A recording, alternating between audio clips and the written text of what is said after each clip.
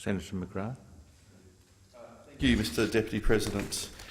I too would like to take note of the answers given by the ministers on this side, and I think what is interesting— That's not the question before the chair. Oh, sorry. If you're not going to speak to the question. Oh, sorry, I'm speaking to the question. Sorry. Yes.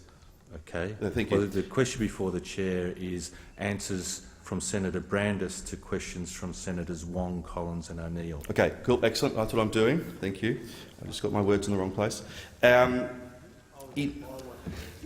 In terms of the answers given, what this comes down to, it comes down to, especially Senator O'Neill's question, comes down to, and the answer given comes down to border security and what we're doing. And what is interesting is that we take the words of a people smuggler. We take the words of someone who appears on television wearing a balaclava.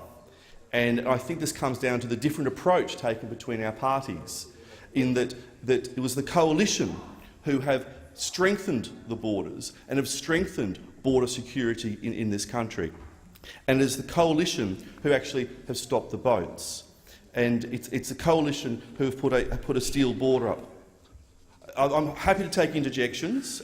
We sat here quietly on this side, Mr Deputy President, and listened to the other side. Well, actually, I sat there very quietly. Senator McGrath, just resume your seat for a moment. Yes, I don't think anyone can claim that this motions to take note of answers given today have not been without interjections from both sides.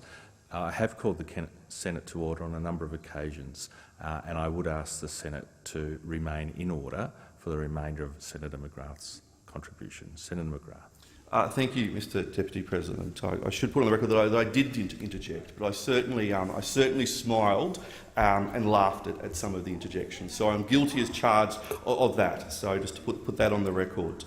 I think it's very important to look in terms of the different and the consistency in some of the responses that have been given by the different leaders.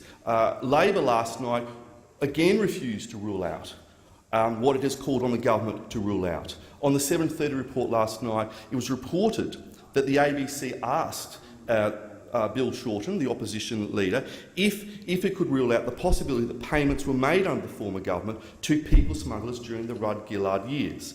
And a Labor spokesperson said it's unlawful to divulge security or intelligence information. Now, the Abbott coalition government has implemented lawfully a suite of proven policies that have stopped the boats. We've done what governments before us have done, but applied the measures with vigour and resolve.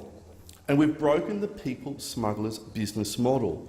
And this is what it comes down to. The person who is quoted in today's paper and the person who has appeared on Sky News today is a people smuggler. It is someone who makes their money out of the misery of other human beings. And I don't think we should be taking their word in terms of telling the truth.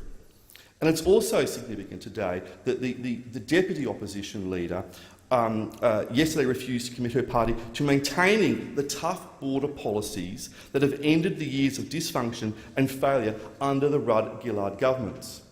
So I think the question that probably should be put is where does actually Labor and Mr Shorten stand on turnbacks? Our record stands for itself. The most decent, the most moral thing you can do is stop the boats and stop the deaths at sea. And even on Sky TV this morning, the member for Fraser, Andrew Lee, said that it would be inappropriate for him to comment on operational matters when asked if the Labor Party paid people smugglers. Now, the Leader of the Opposition, Mr Shorten, also refused to comment on the same question when asked in a press conference also earlier today. This government will not detail operational activity under Operation Sovereign Borders. What matters is that under our policy, the boats are stopping, illegal maritime migration is being stemmed, and so are the deaths at sea. My colleague, Senator Back from Western Australia, made mention of the 1,200 people, the known 1,200 people who perished at sea under the former Labor Green government. That's 1,200 people who we could have saved if our policies had been in operation. In 2008, we had 7 boats.